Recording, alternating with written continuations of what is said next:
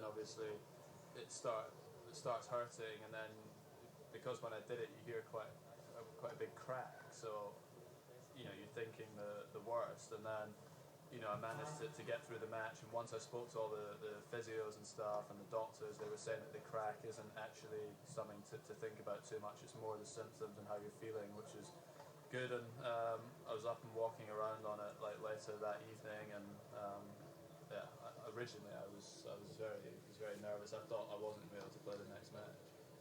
But obviously you found your way into a semi-final. We are 3 days on from playing Rafa. What's your take on that game now? I thought it was a good match. It was the best match I played of the tournament. I didn't feel I played particularly well up to that point. I was finding a way to get through the matches, which is a very good sign. Because a few months ago I was losing matches, not playing well, and not finding a way to win. So that was a good sign. And then I felt like I had a lot of opportunities. But like you saw in the final as well, Graf is great at dealing with them, especially on that surface, because he's so consistent. He makes so many balls, and it was very, very tough conditions, especially for the first 2 sets. But I thought by the end we were both playing some good tennis, and I felt this year like I was a lot closer on the clay than in previous years, and it's might be my best French Open. So the tournament overall was a good one. On the subject of Rafa, before we're moving on to sort of talk about here and Wimbledon, it just seems to, I'm sure most of us watching at home, say, how did he get that back? And how did he get that back? And for heaven's sake, how did he get that one back? If you're playing against him, are there not times when you want to just sort of hit it?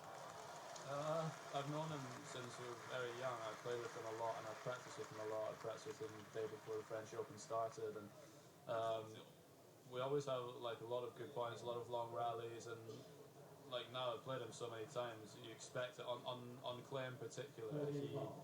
He chases balls down it's not so much getting to the balls, it's what he does once he gets there. He's very strong in the wide positions. He passes great off his backhand side, and he's hitting his forehand down the line great when he's on the run. So it's more of what he does from those difficult positions that not many other players can do, and it's a little bit easier to get him out of position on grass than it is on the clay. So hopefully I'll get another chance at him here.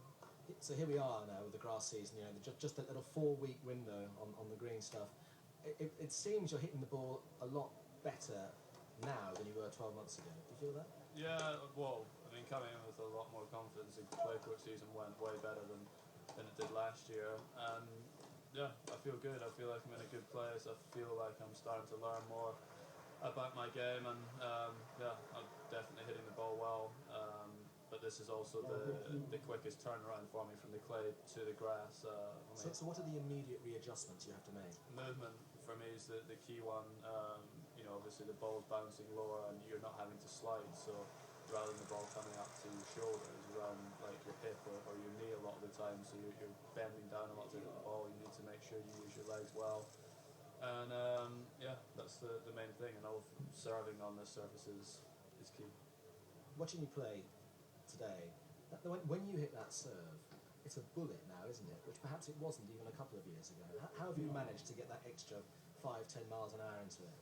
I mean, a lot of physical work, and then just repetition at the serve, I think. I mean, getting a good rhythm on it is important. I felt like I was always able to hit big serves, but they were a little bit up and down, a little bit erratic sometimes. And now, from just hitting over and over again, hitting hundreds and hundreds of serves, you just get that rhythm, that same contact over and over again, and it's become a more consistent serve. And psychologically, you kind of know you're going to win your serve, don't you? Or you know that at moments of crisis you can pull out a big serve, which must be a huge sense of solace sometimes. Yeah, I mean, on these courts it definitely helps. One big serve and you can end the point.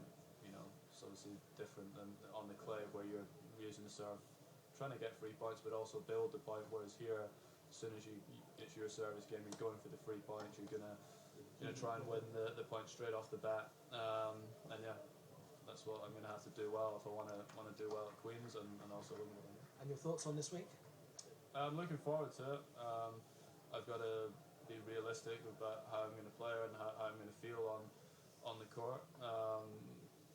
I've had quite a few problems in Paris, which I'm still sort of getting over a little bit. But I love this tournament. It's one of the nicest ones to play on. So it's a very different feel to many of the other ones because it's just got sort of club atmosphere, and I like it. Courts are good, suit my game, and hopefully I can put another good performance. Well, that was a very relaxed Andy Murray talking yesterday. There was a little bit of a scare today, though, because he was out on the practice court and he seemed to pull up, and then he left the court, but then came back about half an hour later and only went through a few serves and a few returns. So a little bit of a question mark, possibly about an injury there. So just have to wait and see. You don't know, but maybe he's just being a bit cagey, a bit cautious, and not trying to push himself too much, John. Well, and we'll see maybe in the doubles. He has got to play doubles today, so I mean, I suppose if there is a little bit of a niggle there, we'll see. You wouldn't risk it in the doubles, would risk it, and if we'll see his movement there, and hopefully it's all systems to go, because you know, he needs some grass practice, and it'd be sad for him to still be, you know, have that problem in his mind. We hear from the tournament office that he hasn't pulled out the doubles. That's okay. It's Some amazing. interesting. It's that sort of time of the year where we notice how he picks up a spoon at breakfast. You know, is everything okay? You know, the level of attention is unbelievable. The scrutiny. I mean, you put one foot in front of the other slightly differently. We're going, you know. Interesting training techniques there, aren't there? I love that kind of romper thing. You know, whatever. Can you buy one of those and sort of play with it? It's resistance, isn't it? And just getting the spring in there. Yeah, it was.